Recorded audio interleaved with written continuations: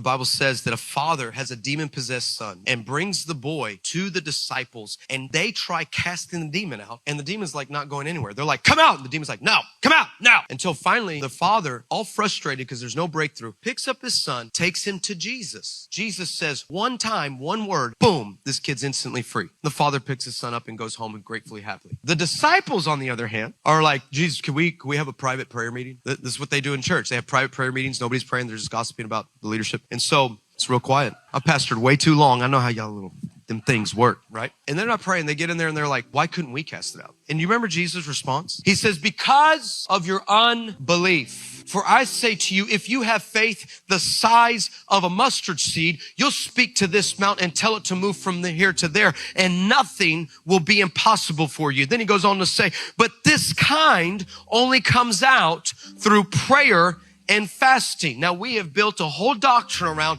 we have to pray and fast to cast out demons. But that's not how he started the answer. He said, because of your unbelief. In other words, you don't pray and fast to go and cast out demons. You pray and fast to cast unbelief out of you, and then you can go cast out demons. And what I feel like God is saying, I want to pull the unbelief out of your life today, because you've been living in a place for too long. You've prayed this way for too long. You've tried everything else. But if you would just allow a little bit of radical to get on you, if you allow a little wild, a little bigger expectation to get on you, I promise you the unbelief will break off your life. You will see things completely different, and a favor will come on you, and breakthrough will follow shortly after that.